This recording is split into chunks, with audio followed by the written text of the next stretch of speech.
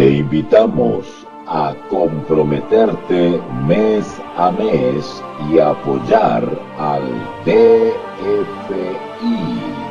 Docencia Final Internacional. Tu donación es nuestro salario. Que Dios te bendiga. Bueno, me imagino que todos ustedes ya tienen en sus manos la versión Reina Valera de la Biblia, de la Santa Biblia, que es la versión más usada en el mundo hispano, la versión Reina Valera 1960. Y esa es la que vamos a utilizar en todas estas jornadas para analizar estos textos de, en este caso, la primera carta a los Corintios. ¿Okay? Les voy a hacer una pequeña introducción a fin de ir avanzando ya en los textos bíblicos. Por hoy día vamos a analizar del capítulo 1, ¿cierto? De 1 Corintios, capítulo 1, 1 Corintios, del versículo 1 al 9. Vamos a analizar y comentar del versículo 1 al 9 de la primera carta a los Corintios. Hay algo fundamental que deberíamos saber, algunos datitos, y es que esta carta fue escrita en Éfeso. Mientras Pablo se encontraba en Éfeso, esta carta comenzó a ser redactada. ¿Okay? Vamos a ver, en la medida que avancemos los textos bíblicos, ustedes se van a dar cuenta que el autor, a pesar de que muchas veces algunos lo han puesto en duda, el autor indiscutido es el mismo apóstol Pablo. Lo que sí sabemos es de que no siempre él directamente escribió la carta, sino que se valió de colaboradores, ayudantes o amanuenses, que se llama, que son aquellas personas que recibían los dictados y escribían, ¿cierto?, directamente de lo que el autor les indicaba. Así que esta carta fue escrita en Éfeso, donde el apóstol Pablo estuvo por 3 años. La ciudad de Éfeso era una ciudad muy estratégica. El apóstol Pablo por ahí estuvo 3 años radicado, trabajando, no solamente en Éfeso, sino que en sus alrededores. Era una especie de cuartel general, el cual había ya convertido a Éfeso el apóstol. ¿Okay? Y esto sucedió por ahí, por la primera parte del año 57 después de Cristo, ¿okay? Durante su tercer viaje misionero. Pero un poquito antes, en su segundo viaje misionero, el apóstol Pablo ya había establecido la iglesia en Corinto. ¿Okay? Y ahí permaneció 18 meses en esa ocasión.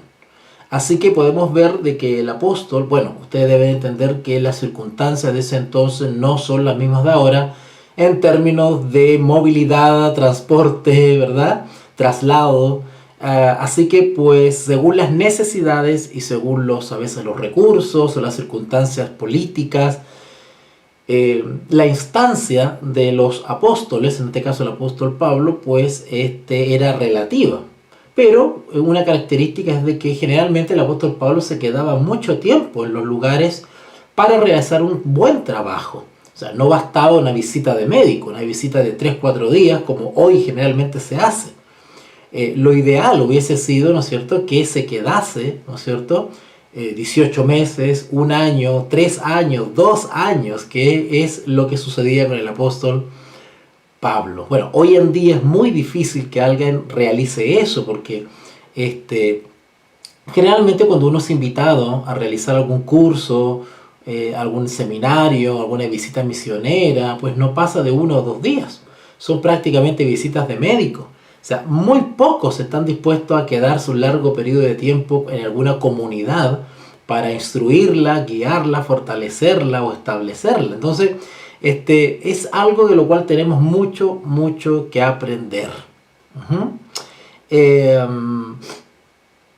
Y bueno, pues la ciudad de Corintio es una ciudad que se caracterizaba por su libertinaje, por su vida desenfrenada.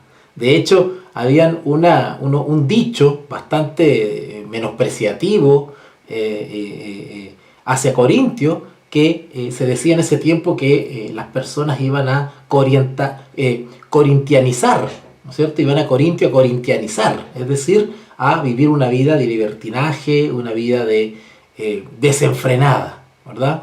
La diosa poderosa y oficial de Corintio era Afrodita, la diosa del amor, o más bien de un amor eros, de un amor erótico, ¿no? Era la diosa principal de Corintio. Así que la carta de los Corintios es una carta que refleja efectivamente la naturaleza del ministerio de Pablo. Ustedes todos conocen que Pablo fue especialmente llamado para ir hacia los gentiles. Es decir, fue un apóstol constituido por el Señor Jesús, llamado por Jesús, para realizar una labor de enseñanza, una labor de formación, una labor de docencia. Más que ser un predicador itinerante, el apóstol Pablo era un maestro, hoy podríamos decir un profesor, un docente. ¿Por qué? Porque su ministerio estaba destinado a aquellos que, entre comillas, eran ignorantes de las cosas de Dios, del Dios verdadero. Y había que instruirlos. Y no solamente había que instruirlos, sino que había que reeducarlos. Muchos de ellos tenían, ¿no es cierto?, una relación con lo religioso, tenían un compromiso con algunas deidades, pero eran deidades paganas, eran deidades, como le acabo de nombrar, Afrodita y otras más. Así que la tarea de este profesor llamado Pablo, pues era bastante titánica, porque, dicho en términos populares, había que deshacer, ¿no es cierto?, diluir, había que sacarles el molde que ya tenían los gentiles e educarlos en las enseñanzas del Dios verdadero. Así que no era tarea fácil. Así que algunos han preguntado si algunos de los demás apóstoles hubiesen podido realizar esta labor con los gentiles. Bueno, personalmente creo que no. El apóstol Pablo fue especialmente llamado para dedicarse a los gentiles. Y los demás apóstoles, no me cabe la menor duda, que aprendieron de Pablo observando su estilo de trabajar. Como les decía, el apóstol Pablo fue primariamente llamado a la enseñanza. El apóstol Pablo era un profesor, ¿okay? Era una persona que dedicaba tiempo a enseñar, a explicar, se explayaba. Y es así como en el capítulo 1, 1 Corintios capítulo 1, el versículo 1, la carta comienza como es costumbre en el apóstol Pablo. Y es identificándose como el autor de la carta. Pablo, dice él. Y luego señala algo impresionante y que debería también causar un poco de impresión y sentido en aquellos que tienen la motivación o el anhelo en su corazón de dedicarse a una labor parecida a la del apóstol Pablo. Aquellos que tienen en perspectiva servir al prójimo como misionero, ya sea en el área de la enseñanza o en otra área, pues es importante, muy importante, que puedan ellos recibir la confirmación o el llamado de Dios mismo. No basta con un día amanecer y tomar la decisión de ser maestro bíblico o misionero. No basta. No basta con llamarse a sí mismo. No basta con autodesignarse misionero. La labor del misionero, por lo menos en el área de la enseñanza, que es el área que se dedicaba el apóstol Pablo, es un área muy delicada. Porque estamos hablando de personas, de almas, de seres humanos que van a recibir cierta información y van a basar su experiencia religiosa en base a esa información que se les está dando.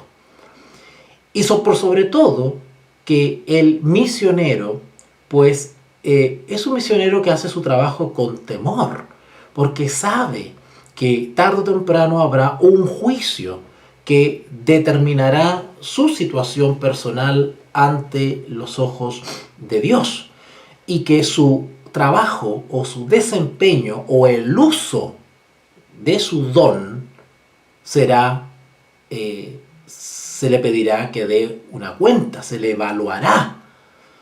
Por lo tanto, es muy delicado, de una gran responsabilidad, el ejercer la obra misionera de la enseñanza o la docencia misionera.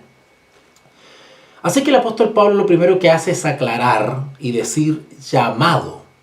Pablo, llamado a ser apóstol. ¿Ok? Llamado a ser apóstol. Una de las cosas que nos vamos a dar cuenta, y no solamente en las cartas a los Corintios, sino en otras cartas también, es de que algunos, tanto judíos como gentiles, cuestionaban el apostolado de Pablo. Y Pablo constantemente tenía que estar reafirmando, explicando, defendiendo su ministerio, su llamado al servicio. Ese es el ministerio. Cuando alguien recibe un ministerio, ese es un llamado. Uno recibe un ministerio porque ha recibido un llamado. Vuelvo a insistir, nadie se levanta un día de la cama pensando voy a hacer un ministerio. El ministerio genuino es derivado de un llamado de Dios. ¿Y cómo se sabe? Porque ese ministerio es confirmado por la entrega del don correspondiente a ese ministerio. El don que recibe el que ha sido llamado es un don que es dado justamente para desempeñar de manera eficiente, notoria, testimonial, real, ese ministerio. ¿Verdad? Yo no me puedo dedicar a ser panadero si no he recibido una instrucción de cómo hacer un pan, de cómo tratar la masa, de cuánto tiempo tiene que estar en el horno. Para ser misionero, ¿no es cierto?, en términos espirituales, se debe tener un llamado, y ese llamado es acompañado de un don correspondiente a la labor que se va a desempeñar, ¿verdad? Porque quien nos llama nos da la herramienta o las herramientas para desempeñar de manera eficiente ese ministerio. Así que Pablo en el versículo 1 nos dice llamado a ser apóstol. Pablo aclara inmediatamente que él es un apóstol. Y es un apóstol aunque lo pongan en duda los incrédulos, que eran algunos gentiles y algunos judíos. Ahora, él era apóstol, pero no autodesignado. Él era un apóstol de Jesucristo. Él era un apóstol enviado por la sinagoga. Bueno, aunque lo fue. No era un apóstol enviado por los demás apóstoles, sino que él era un apóstol de Jesucristo. Era un apóstol que le pertenecía y se debía a Jesucristo por voluntad de Dios. O sea, Pablo no se identifica como apóstol de por sí, sino que él aclara y da testimonio a los corintios, en este caso, de que es la voluntad de Dios que lo ha escogido a él para apóstol de Jesucristo. Y luego nombra a un hermano, él dice el hermano Sóstenes. Bueno, la verdad es que no tenemos muchos antecedentes bíblicos de quién será este Sóstenes, pero como ya sabemos en términos generales por los relatos de otras cartas, pues Sóstenes sería un colaborador más de los varios que trabajaron codo a codo con el apóstol Pablo. Ahora, eso de hermano es una manera muy cariñosa, muy cercana de tratar, y cómo se trataban los miembros de la iglesia o los seguidores o los discípulos de Jesús. Recuerden que fue recién en Antioquía donde se les comenzó a apodar como cristianos a los discípulos de Jesús de Nazaret. Yo quiero dejar muy en claro en eso. Eso era el término cristiano, era un apodo inicialmente peyorativo, menospreciativo, ¿cierto? Se acostumbraba, y hoy también se acostumbra, a identificar a ciertas personas o a cierto grupo de personas con el maestro que tengan o la doctrina que tengan, ¿cierto? Así que pues eso era absolutamente normal y común y ha sido común en todas las sociedades, ¿cierto? Así que era como casi obvio que tarde o temprano a los seguidores de Cristo pues se les iba a llamar de alguna manera que los identificara con Cristo, en este caso los cristianos. Pero inicialmente no se usaba, no se conocía ese nombre. Simplemente entre ellos se trataban de hermanos. Eso es todo. O con su nombre, ¿verdad? Con su respectivo nombre. Ahora, ¿cómo se identificaban ellos? ¿Cómo se distinguían ellos como discípulos de Jesús? ¿Cómo se identificaban? Porque lo hacían pues con su conducta. Su conducta o su estilo de vida los diferenciaba del resto del cuerpo social. Así que en cierto sentido era innecesario hacerse llamar o llamarse con algún nombre en específico. ¿Ok? Porque bastaba su estilo de vida para saber que esos que eran distintos eran discípulos del tal Jesús. ¿Ok? Y también porque ellos constantemente pues hablaban y daban testimonios de Jesús. Ellos se gozaban en toda conversación en hablar de la vida de Jesús de Nazaret. Así que eso de cristiano es algo que se les atribuyó como una especie de apodo para identificarlos. Solo que por el buen testimonio que dio la iglesia en el siglo I y también parte del siglo II, pues llamarse cristiano o identificarse como cristiano era motivo de orgullo. Claro que sí, porque la iglesia era una iglesia muy piadosa, era una iglesia que daba tremendo testimonio y en los dones del Espíritu pues estaban notoriamente evidenciados en la comunidad de creyentes. No así hoy en día, ¿verdad? Así que Pablo, llamado a ser apóstol de Jesucristo por la voluntad de Dios, y el hermano Sóstenes, ¿okay? A la iglesia de Dios que está en Corinto, ¿okay? A los santificados en Cristo Jesús, llamados a ser santos con todos los que en cualquier lugar invocan el nombre de nuestro Señor Jesucristo, Señor de ellos y nuestro. Bueno, Pablo, estando en Éfeso, escribe a la iglesia ya existente en Corintio. Versículo 2, a la iglesia de Dios que está en Corinto. Y los vuelve a señalar diciéndole los santificados. Hay algunos que al leer estos textos pues pasan por alto cierta profundidad que implica el llamar a la iglesia los santificados. ¿Qué son los santificados? Bueno, cuando Pablo o otro autor bíblico habla de la santificación o habla de los santificados, nosotros inmediatamente tenemos que asumir que Pablo está haciendo referencia a una experiencia espiritual que nosotros conocemos a través de la Santa Escritura, especialmente el libro de Romanos, que es el libro que más se explaya en esta experiencia, ¿no es cierto? Y es la de la justificación por la fe. Cuando ustedes vean en la Escritura la palabra justificar, justificado, santificado, santificar, los santos, inmediatamente está haciendo referencia a una experiencia espiritual individual. Y que esa experiencia individual, ¿no es cierto?, pues es la experiencia que debe o debería vivir toda la iglesia. Y repito, cuando digo la iglesia estoy hablando de la comunidad. La iglesia está conformada por personas.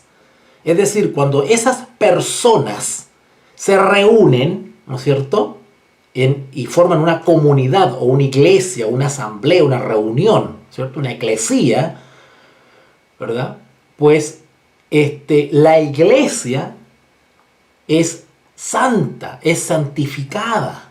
¿Por qué? Porque los integrantes son santos. ¿Okay? Es como que hablamos de un átomo, ¿no es cierto?, pero resulta que el átomo se encuentra con otro átomo. Y esos dos átomos se encuentran con 10, 20, 30 o 50 átomos, ¿no es cierto? Y se reúnen.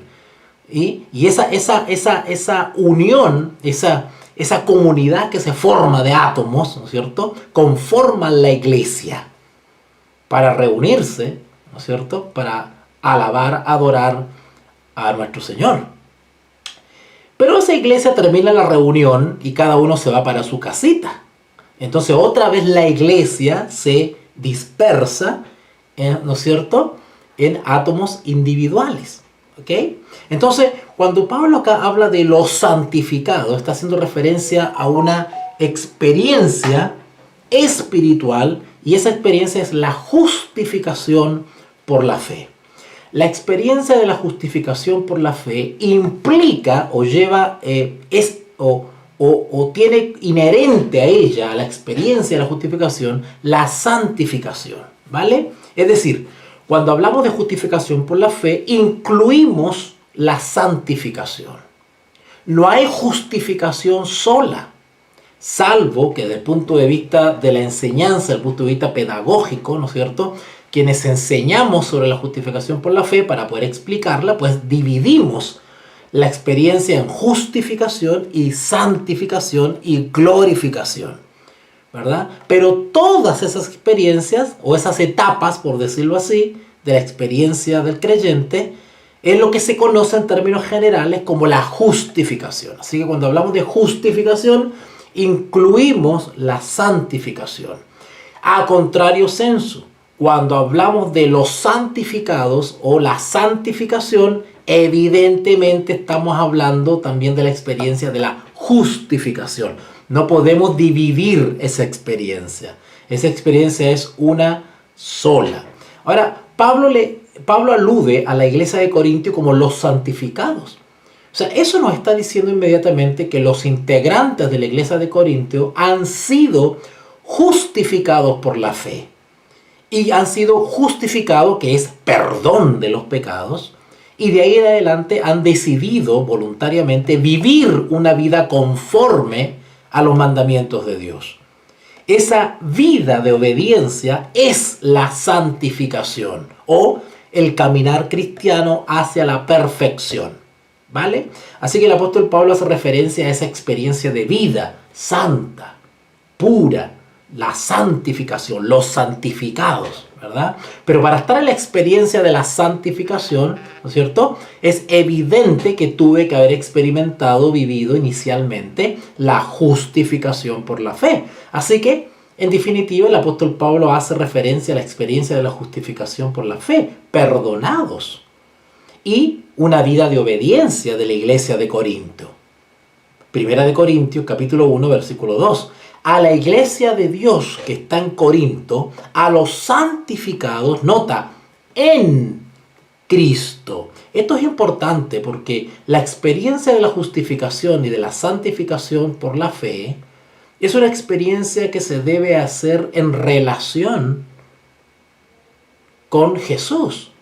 Es una experiencia que es por la fe en Jesús, no en Afrodita, no en Apolo, no en Mercurio, no en Pablo, sino en Cristo Jesús. Es interesante que dice Cristo Jesús, ¿cierto? ¿Verdad? El Cristo, el Mesías, el ungido. Y luego dice llamados. Nota cómo Pablo reconoce o elogia de alguna manera a la iglesia de Corintio, a pesar de que cuando vamos avanzando en la carta, nos vamos a dar cuenta que la iglesia de Corintio tenía un sinnúmero de problemas graves por los cuales estaban pasando o habían caído. Sin embargo, el apóstol Pablo reconocía de que ellos, si bien al parecer no estaban perseverando, muchos de ellos, no todos, muchos de ellos en la experiencia de fe, pues en términos generales la iglesia era una iglesia de Dios. Y sus integrantes, Pablo les dice, los santificados en Cristo Jesús. Y si eran parte de la iglesia, Pablo los reconocía como llamados. Noten esta expresión, llamados, porque Pablo también fue llamado. El versículo 1 dice, Pablo llamado a ser apóstol. Bueno, los corintios fueron llamados a ser seguidores o discípulos de Jesús. Llamados, dice el versículo 2, a ser.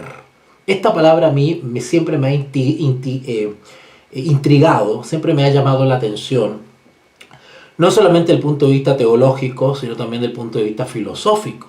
El ser. El ser tiene que ver con el carácter. Llamados a ser. La palabra ser dice relación con una ontología. Tiene que ver con todo el espectro del ser humano. Eso lo he explicado en otras clases, ¿cierto? La transformación o la santificación debe ser una experiencia completa. No solamente en el aspecto físico, sino en el carácter, en el temperamento, en los sentimientos, en los pensamientos, en las motivaciones. El ser completo humano debe ser transformado por la fe en Cristo Jesús. Por eso que dice acá, llamados a ser santos. Ese llamado no solamente para los corintios, sino para todo aquel que es llamado por Cristo Jesús, incluido el apóstol Pablo. El objeto de Dios al llamarnos es a ser santos. Hoy en día eso es una experiencia que es bastante rechazada por la iglesia. La iglesia actual tiene una tendencia a rehuir o rechazar ese llamado a ser santo, porque se ha introducido la idea espuria de que los seguidores de Jesús, los discípulos de Jesús, no pueden ser santos. Cuando hablamos de ser santos, estamos hablando de la perfección cristiana. Entonces hay muchos, hoy en día, maestros bíblicos incluso, que argumentan de que no se puede ser perfecto, que no se puede alcanzar la perfección, que no se puede alcanzar la santificación, que no se puede ser santo. Entonces ocupan esta identificación de los santos, refiriéndose a los creyentes, ¿cierto? Como una especie simplemente de saludo a la bandera, ¿eh? Una cosa así como, los santos, así se le dice a los creyentes en Jesús, aunque realmente no sean santos. Pero se les dice santos porque es una manera de identificarlos, ¿no es cierto?, de los incrédulos, ¿cierto? Entonces, algunos creen que esta identificación de los creyentes como santos simplemente es una manera de identificar a los seguidores de Jesús de los incrédulos, ¿verdad? Pero no es así. La Escritura, cuando habla de que la iglesia o los discípulos de Jesús son santos o deberían ser santos, o se hace un llamado a la santidad, eso es un llamado real. No solamente tiene que quedar el santo como simplemente una identificación, un nombre, una etiqueta. No, tiene que ser algo real en el santo. El santo realmente debe ser santo. ¿Qué significa esto de que debe ser santo? ¿Qué significa la santificación? La santificación implica la perfección de la vida o del carácter o del ser por la obediencia a la verdad. En otras palabras, cuando yo pongo en práctica los mandamientos de Dios, los principios de Dios, las enseñanzas de Dios, mi ser, mi vida es transformada, es moldeada. esa experiencia es la perfección. Yo me voy perfeccionando porque voy en mi trayecto, en mi caminar como creyente, voy corrigiendo lo defectuoso porque voy asumiendo lo que es correcto. Y de esa manera me voy perfeccionando. Y eso, imperceptiblemente, en la mayoría de las veces, produce la santificación. Esa es la experiencia en la santificación. Bueno, hay algunos líderes religiosos que dicen que eso es imposible. Y por eso usted ve congregaciones, iglesias o creyentes que parecen impíos, ¿no es cierto? O creyentes que pecan y se arrepienten como si fuese un deporte. Y nunca vencen y nunca logran la victoria. Y nunca superan sus defectos de carácter. ¿No es cierto? Y eso por una mala enseñanza desde el púlpito y desde las escuelas, donde se les dice que no se puede vencer, que no se puede remediar el problema del carácter, que no se puede ser santo y que no se puede ser perfecto. Bueno, habría que borrar varias partes de la Escritura donde el Señor Jesús nos dice ser perfectos o ser santos. A la iglesia de Dios que está en Corinto, a los santificados en Cristo Jesús, llamados a ser santos, con todos, nota, no solamente este llamado es a los corintios, sino que este llamado es a todos los que en cualquier lugar invocan el nombre de nuestro Señor Jesucristo. Es decir, este anhelo de santidad, este anhelo de perfección, este anhelo de ser santos, es un llamado que se comparte con toda la iglesia universal, con todos los creyentes en todo lugar, ¿vale? ¿Por qué? Dice acá, con todos los que en cualquier lugar invocan el nombre de nuestro Señor Jesucristo, Señor de ellos, es decir, de otras iglesias, aparte de los corintios, y nuestro, ¿ok?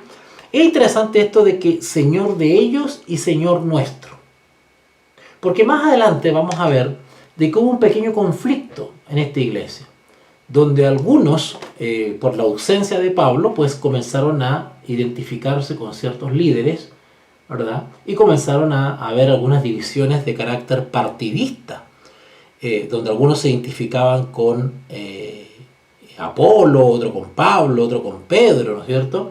Así que Pablo, ya teniendo ese antecedente, pues inmediatamente aclara y dice: ser santos con todos los que en cualquier lugar invocan el nombre del Señor Jesucristo, Señor de ellos y nuestro.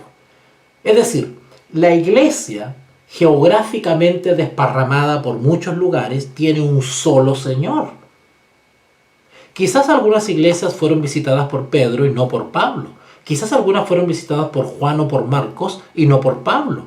Pero eso no las autoriza a casarse o identificarse con un solo apóstol, porque su único Señor que sirve de referencia y es su líder, ¿no es cierto?, su referente, su ejemplo, y a quien se le debe lealtad, es a Jesús. No hay otro.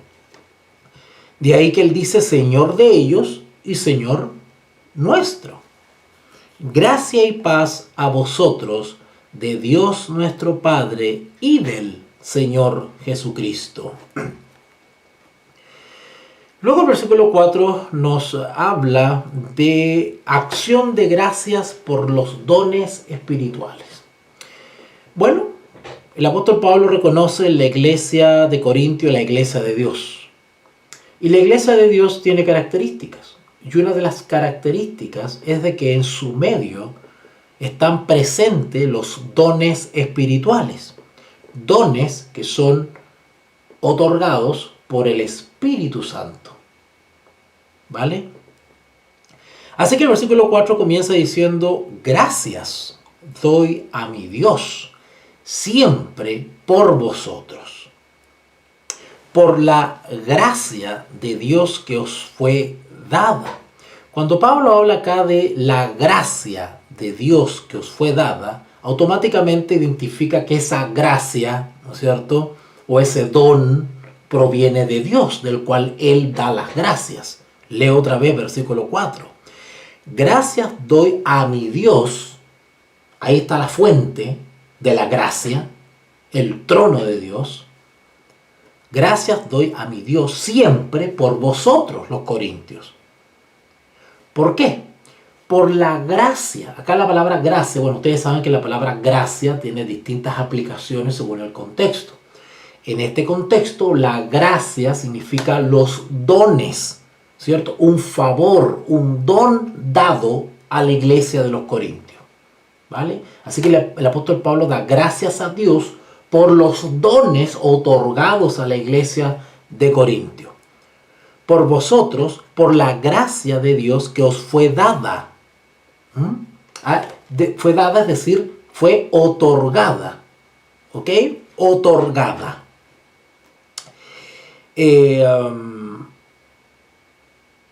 En Cristo Jesús.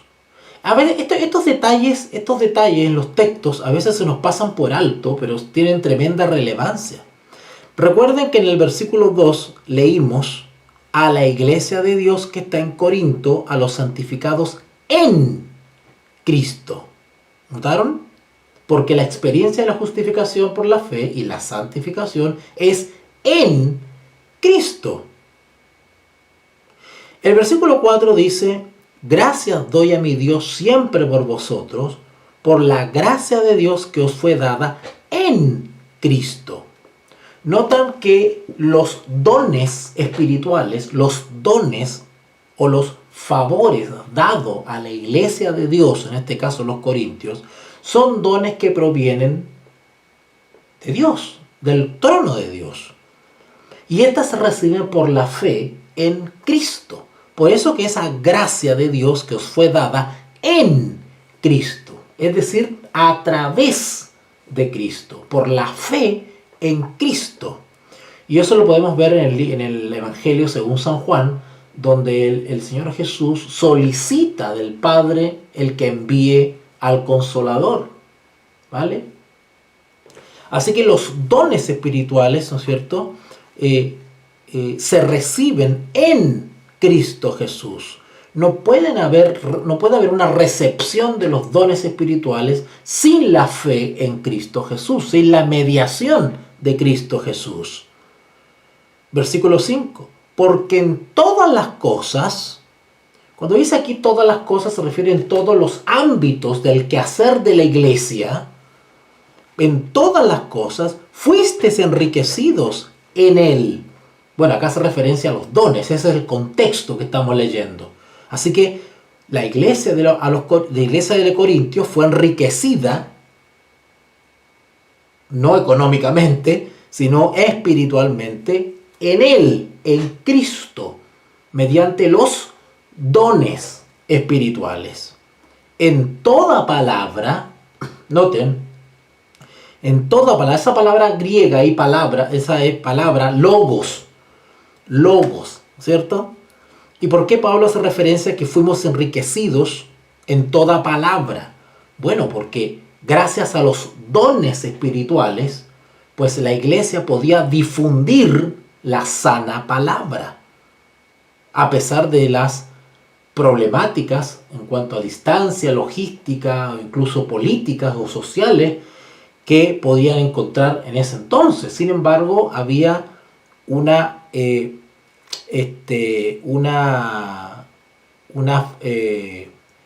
se facilitaba, digamos, el trabajo de la iglesia gracias a los dones dados. Aunque específicamente, cuando dice la palabra acá en relación con los dones, pues dice relación automáticamente con la palabra de sabiduría. Si ustedes van a 1 Corintios 12, por ejemplo, donde están descritos los dones espirituales, ahí ustedes van a encontrar sobre palabras de sabiduría, de ciencia, ¿cierto? El don de la enseñanza, que es la ciencia, ¿cierto? Y en toda ciencia. ¿Qué quiere decir ciencia acá? Ciencia quiere decir conocimiento, pero no está hablando necesariamente de conocimiento intelectual. Acá no está hablando de aprenderse de memoria 50 rollos de papiro. Acá el conocimiento se está refiriendo al misterio de la piedad. En eso era rica la iglesia de Corintio. O las iglesias del Señor en general eran ricas en conocimiento. No porque sabían muchos papiros, no, sino porque habían adquirido cierta profundidad en el entendimiento, en el discernimiento del misterio de la piedad. Bueno, yo ya he explicado en mis clases qué es el misterio de la piedad, no lo voy a repetir ahora. Pero la verdadera ciencia o el verdadero conocimiento espiritual radica en todo lo que tiene que ver con la persona de Jesús. Tanto su existencia eterna, ¿cierto? Su manifestación física, su vida y testimonio personal, su pasión, sus enseñanzas, sus sufrimientos, su muerte, su resurrección, su ascensión, su ministerio sacerdotal, su obra de mediador, etcétera, etcétera. El misterio de la piedad consiste en un conocimiento o entendimiento profundo, lúcido, en términos de discernimiento de la vida y obra de Jesús. Así que en ese sentido, la iglesia de Corintios fue enriquecida en toda palabra y en toda ciencia. Así como el testimonio acerca de Cristo. Bueno, lo que les decía recién, ¿cuál es el testimonio acerca de Cristo? Bueno, en este caso hace referencia al testimonio terrenal de Cristo, ¿cierto? Desde su nacimiento hasta su ascensión, muerte, resurrección y ascensión. Ese es el testimonio acerca de Cristo. La ciencia con la cual era enriquecida la iglesia de Corintio dice relación con ese testimonio y que ha sido confirmado en vosotros. Ese de confirmado significa establecido. Es decir, la iglesia de Corintio tenía un buen sustento, una buena base, tenía una base sólida. Y esa base sólida, esa roca sobre la cual se cimentaba la iglesia de Corintio, era el testimonio de Cristo. Y ese testimonio ha sido confirmado, ha sido establecido en vosotros. ¿Okay? De tal manera que nada os falta en ningún don. ¿Notaron? Que Pablo está hablando de una riqueza de la iglesia, pero en el sentido de la recepción o la presencia de los dones en ella. De tal manera que nada os falta en ningún don, esperando la manifestación de nuestro Señor Jesucristo. Es decir, por la fe, las iglesias esperan la manifestación gloriosa, el cumplimiento de la promesa de la pronta venida de Jesús. Pero mientras lo hacen, se desenvuelven u ocupan su tiempo ejerciendo los ministerios que se le han otorgado a través de los dones espirituales.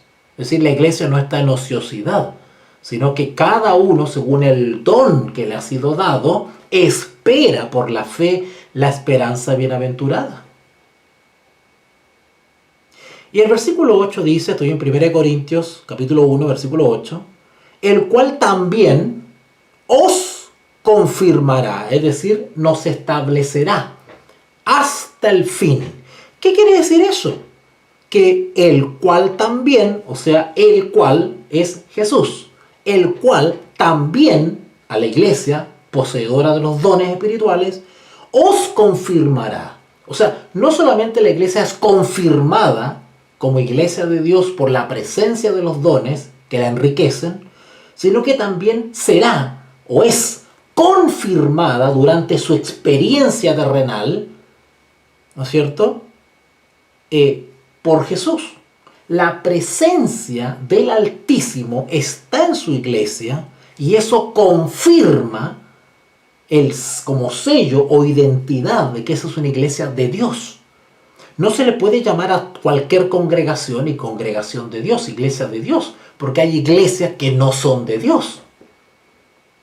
El apóstol Pablo nos está enseñando que la verdadera iglesia de Dios en la tierra se caracteriza por la presencia o porque está establecida, ¿no es cierto?, o está confirmada por los dones espirituales. Esa es la iglesia de Dios. Y la iglesia de Dios que camina en esta tierra o peregrina en esta tierra, lo hace, ¿no es cierto?, desarrollándose o desenvolviéndose mediante los dones. Y eso es confirmado por el mismo Cristo. Versículo 8. El cual también os confirmará hasta el fin. Si la iglesia se mantiene leal y fiel conforme a los dones del Espíritu y los utiliza de manera eficaz, fiel, pues la presencia del mismo Dios estará en ella y eso confirma la identificación o la posesión de la iglesia como iglesia de Dios, el cual también os confirmará hasta el fin para que seáis irreprensibles, es decir, para que no recibáis reproches. ¿Okay? Bueno, voy a explicar un poquito esto. Si bien la iglesia de Corintio Pablo la identifica como la iglesia de Dios, enriquecida con los dones del Espíritu, ¿no es cierto?, y confirmada por Cristo, ¿no es cierto?, eso no quita de que la iglesia de Corintio tuvo muchos problemas. Y de hecho, las cartas de Corintio se caracterizan por eso, porque Pablo da consejos y orientaciones respecto a ciertos problemas que hubieron en la iglesia. Pero Pablo está mirando mucho más allá. Pablo está mirando en perspectiva. Pablo está mirando de manera panorámica a la iglesia. En términos generales, el apóstol Pablo dice, es la iglesia de Dios, defectuosa, que está en este proceso de perfección. Y en ese proceso de perfección se caerá, cometerá errores. ¿Vale? Así que, pues, por eso que dice acá, el cual también os confirmará hasta el fin para que seáis irreprensibles. Claro, porque el objetivo general o la voluntad general de Dios para con la iglesia es de que ésta sea irreprochable, es decir, que no merezca reproche, o sea, irreprensible. Esa es la meta, pero camino a esa meta habrán errores, habrán reproches, pero esos tienen que ser subsanados, tienen que ser superados, tienen que ser corregidos y tienen que ser sanados. Porque el objetivo general es la irreprensibilidad, que no merezca reproche, es decir, que la iglesia alcance una experiencia espiritual de perfección. Versículo 9 y último, dice 1 Corintios capítulo 1, versículo 9, fiel es Dios. La fidelidad de Dios dice relación con sus promesas. ¿Vale? Todo lo que ha prometido Dios es digno de confianza. Y debemos tener la certeza de que va a tener un cumplimiento. Dios no cambia. Por lo tanto, tampoco cambian sus promesas. Fiel es Dios, por el cual fuisteis llamados a la comunión con su Hijo Jesucristo, nuestro Señor. Si ustedes se dan cuenta, en estos 9 versículos que acabamos de comentar y compartir, hay ciertas palabras que se repiten. Una de ellas tiene que ver con la gracia, con los dones. Y otra es el llamado. no solamente el apóstol Pablo fue llamado, sino que también los creyentes que conforman la iglesia, en este caso la iglesia de Corintio, también fueron llamados. Pero tanto el apóstol Pablo como la iglesia de Corintio fueron llamados a santificación. Y esa experiencia de santificación o perfección debe hacerse en Cristo Jesús. De ahí el versículo 9, fiel es Dios, por el cual fuisteis llamados a la comunión con su Hijo Jesucristo nuestro Señor. La experiencia en la justificación por la fe, en la santificación por la fe, es una experiencia que debe hacerse en comunión con Cristo Jesús. Eso es en Cristo Jesús. Solo que ahí, en vez de decir en, el Hijo dice comunión con su Hijo, ¿verdad? Cuando hablamos de comunión, estamos hablando de lo mismo que decir en Cristo. ¿Ok? Comunión es en Cristo, porque estar en Cristo implica una comunión con Cristo. ¿Vale? Ok. Vamos a dejarlo hasta acá entonces. Hoy hemos iniciado, gracias al Señor, esta serie de análisis y comentarios a las cartas del apóstol Pablo a los Corintios. Y hemos analizado 1 de Corintios, capítulo 1, del versículo 1 al 9. Espero, y así voy a estar avisando a través del grupo de Telegram, la nueva transmisión. Es posible que sea mañana, claro que sí, es posible que sea mañana, para que veamos del versículo 10 al 17. Y va a estar bien interesante porque si ustedes leen ahí el título, dice, ¿está dividido Cristo? ¡Wow! Se viene muy interesante. Así que aquellos que quieren tener una explicación o un comentario entretenido, breve, conciso a estas cartas, pues no se pierdan estas transmisiones. ¿Ok? Saludos a César y a todos aquellos que se han conectado en estas clases. Te invitamos a comprometerte mes a mes y apoyar al DFI, Docencia Final Internacional. Tu donación es nuestro salario.